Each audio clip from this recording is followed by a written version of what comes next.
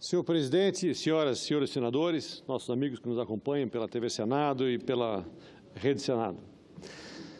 Essa profunda recessão econômica e o contínuo processo de redução da inflação por conta do baixo consumo da população brasileira permitiram ao Banco Central cortar os juros da taxa Selic ao menor percentual desde o início da história de 1986, do Comitê de Política Monetária, o Copom, que na última reunião desse ano baixou a taxa para 6,5% ao ano. No entanto, eu que tenho cobrado insistentemente a redução dos juros, não chego a comemorar essa redução, porque trata-se de um engodo com relação à população brasileira, pois essa redução não chegou até a população, não chegou às empresas que precisam chegar até aos empréstimos bancários. Em primeiro lugar, está provado que os juros elevados não são remédios para conter a inflação, pois não foram os juros altos que derrubaram a inflação, e sim a redução do consumo no país, pois pela falta do consumo reduziu-se os preços e a inflação. Ou seja, não pode haver inflação quando a demanda está reprimida. Portanto, como não há consumo, a inflação vem caindo desde 2014 como reflexo da crise econômica, do baixo consumo, chegando a perto de zero. Ou seja, se compararmos a redução da queda dos juros com a queda da inflação, vamos descobrir que os juros continuam altos, mais até do que há 2 anos atrás.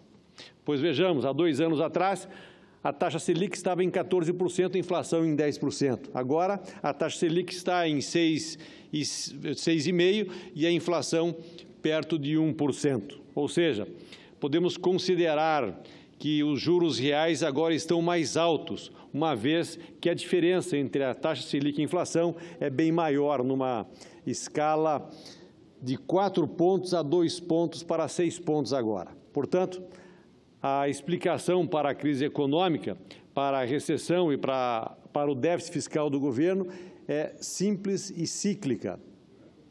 Os juros altos inibem a tomada de crédito. Sem crédito não há investimento, não há produção. Sem produção não há empregos, não há consumo. Sem consumo não tem impostos e, com isso, há uma redução de receita e o governo não consegue fazer novos investimentos e nem pagar a conta do alto custo da máquina pública. A crise é cíclica e faz aumentar o déficit público. E qual a saída? Eu só vejo uma: a redução real dos juros e o aumento do investimento em infraestrutura e também no setor produtivo. A ausência de recursos e incentivos afasta o investidor e conduz ao desemprego crônico. Deixa a economia local sem vigor e a causa diversos males sociais que vão da fome à falta de instituições de ensino, saúde, segurança e bem-estar social. Portanto, precisamos reestruturar o Estado e voltar a nossa política econômica para o setor produtivo. Não é mais possível que somente os bancos tenham lucros astronômicos, enquanto a economia real, o setor produtivo, a indústria, principalmente, trabalham no vermelho.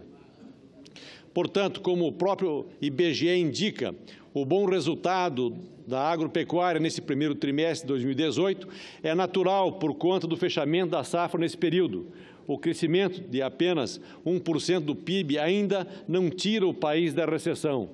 Portanto, senhor presidente, repito, a política econômica do governo está equivocada e, se não houver uma guinada nos próximos meses, certamente veremos o agravamento da crise.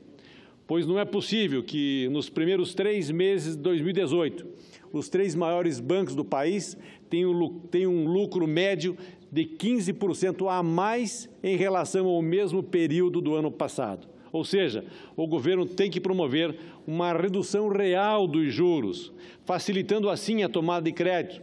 Precisa aumentar os investimentos em infraestrutura, controlar os gastos públicos com o custeio da máquina administrativa e estancar de vez a sangria da corrupção.